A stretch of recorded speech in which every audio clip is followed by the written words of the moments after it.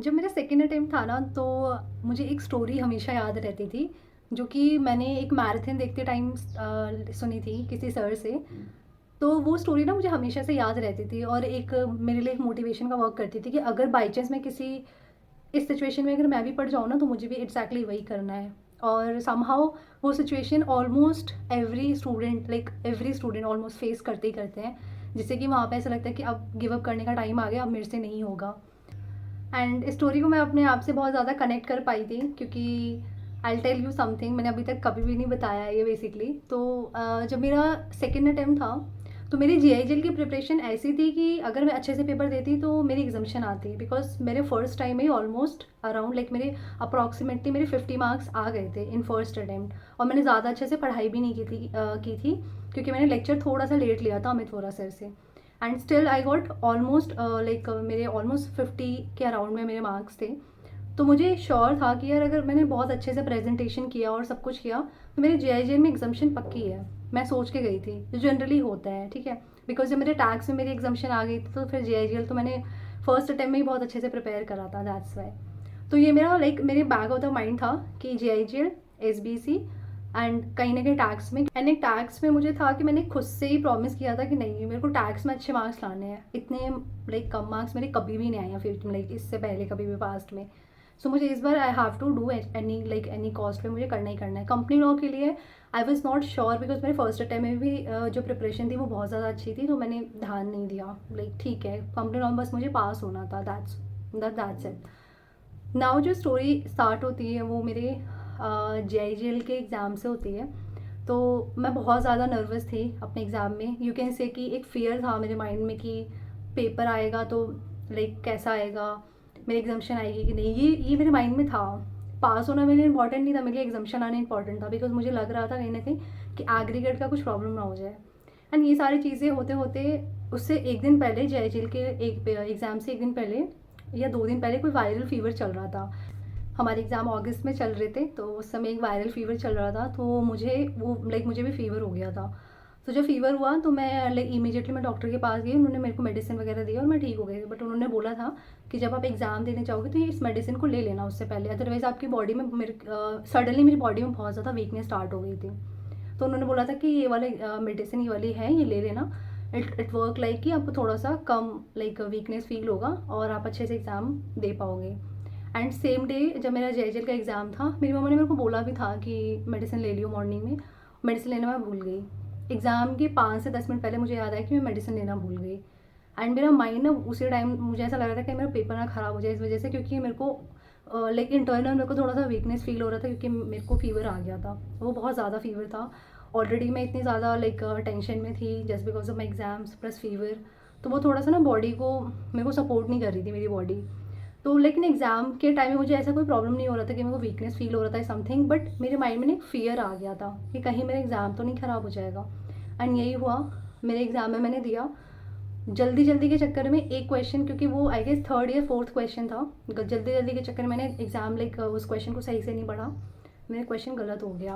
And the moment वो question जब मुझे पता चला ना कि मेरा वो क्वेश्चन गलत हो गया है, यू वोंट बिलीव कि जो मेरा जो सोल है ना मेरी बॉडी को छोड़ गया था। My soul left my body on that time. एकदम सडनली मेरे को ना ऐसे कुछ वाइब्रेशन फील हुई कि कुछ निकल गया मेरी बॉडी में से। और मेरी पूरी बॉडी उस टाइम में एक मैं बहुत ज़्यादा थोड़ा पैनिक हो गई थी 2 मिनट के लिए। मेरे को इतना ज़्यादा स्वेटिंग, मेरी पूरी बॉडी में स्वेटिंग होनी स्टार्ट हो गई थी। इवन माइंड का फेस का समझ में आता है, ठीक है। मेरे हैंड सब में मुझे स्वेटिंग फील हो रहा था। उस समय वो बिल्कुल ही बहुत वर्स्ट एक्सपीरियंस था जो मुझे ड्यूरिंग द एग्ज़ाम हो गया था। एंड उसके बाद मुझे ऐसा था कि यार अब पता नहीं कैसे जाएंगे क्वेश्चन, और जिसमें ऐसा नहीं कि पेपर बहुत ईजी था। पेपर मुझे आता था, मुझे पता था कि इसमें ये वाला केस लॉ आना है। मैंने उसके लिए मॉड्यूल खोल के केस लॉज तक प्रिपेयर करे थे कि मुझे इसमें ये वाला केस लॉ मुझे एप्लीकेबल करना है, क्योंकि मैंने पास्ट ईयर ट्रेंड को बहुत अच्छे तरीके से देखा था। But just because of that moment मैं अपने आप को अच्छे तरीके से हैंडल नहीं कर पाई और मेरा एग्ज़ाम एवरेज गया था। तो उसके बाद फिर मैं वापस घर आई। घर आने के बाद मैंने किसी को बताया नहीं, किसी को नहीं बताया, ना मम्मी को कुछ बताया, ना किसी और को। So what I did, I started crying, ठीक है। 2 से 3 घंटा तो मेरा यही चला। इसके बाद व्हाट आई डिड कि फिर मैं इसके साथ साथ मैंने सोचा कि चलो ठीक है, सो ओके, कंपनी लॉ के लिए प्रिपरेशन करते हैं, कंपनी लॉ का देखते हैं कि कैसा जाता है पेपर। सो ये मेरे बैक ऑफ द माइंड में था कि पेपर कैसा भी जाएगा, पेपर तो मुझे देना है, ठीक है। एंड उसके बाद व्हाट आई डिड कि लाइक मैंने कंपनी लॉ के लिए रिविजन करना स्टार्ट कर दिया। एंड अगेन लाइक कि वो भी मैं ऐसे ही कर रही थी कि I was crying and I was revising. तो समहाउ ना मुझे ऐसा फील हुआ कि ठीक है ना, एक ही पेपर बेकार गया है ना, क्या पता नेक्स्ट पेपर अच्छा चला जाए। Now that story come into the video कि उस स्टोरी से मेरे को उस समय में बहुत ज़्यादा इंस्पिरेशन मिली थी। एंड दैट स्टोरी वॉज कि उन सर तो वो सीए थे एंड उनके फाइनल्स के एग्ज़ाम थे। और उन्होंने सबसे बड़ी मिस्टेक की थी कि उन्होंने फर्स्ट या सेकेंड एग्ज़ाम्स के अंदर किसी से पेपर डिस्कस कर लिया था जिसको वो टॉपर समझते थे। एंड उससे पेपर डिस्कस करने के बाद उनके मार्क्स बहुत ज़्यादा कम बन रहे थे, उसके उनके 2 से 3 क्वेश्चन गलत हो गए थे। और उनको लग रहा था कि यार मेरे मार्क्स तो इतने कम बन रहे हैं, मैं तो एग्रीगेट से ही रह जाऊँगा। वो पास हो पा रहे थे बस, बट उनका एग्रीगेट नहीं बन पा रहा था।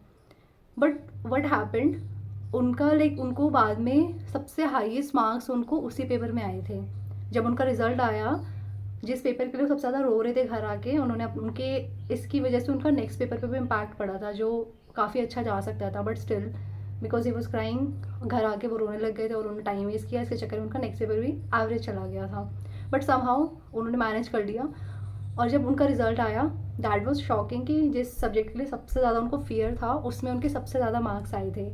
तो ये वाली ना स्टोरी मेरे बैक ऑफ द माइंड उस टाइम पे चल रही थी, क्योंकि ना जब आपको बहुत ज़्यादा फियर होता है, आपको बहुत ज़्यादा जब एंग्जाइटी होती है किसी चीज़ को लेकर, जब आप बहुत ज़्यादा परेशान होते हो ना, तो एक सिंगल कोट, छोटी छोटी सी चीज़ें ना जो आपको शायद इतनी बड़ी लग भी नहीं रही होंगी, वो भी बहुत बड़ा इम्पैक्ट डाल देती है आपके ऊपर। तो that story was something that was in my mind and उसको मैं कंटिन्यू रिपीट लाइक बार बार अपने आपको याद दिला रही थी कि नहीं, एक पेपर नॉर्मल चला गया है, मुझे पता था कि मैं पास हो ही जाऊंगी, इतना भी बेकार पेपर नहीं गया था। आई थॉट कि पास हो जाऊंगी, कंपनी लॉ जैसे तैसे तो संभाल लियो, ठीक है। I just set this to myself कि कंपनी लॉ तो संभाल लियो, बाकी मैं देख लूँगी। बिकॉज मुझे पता था कि बाकी जो 2 सब्जेक्ट्स हैं ना उनकी प्रिपरेशन मेरी बहुत अच्छी है।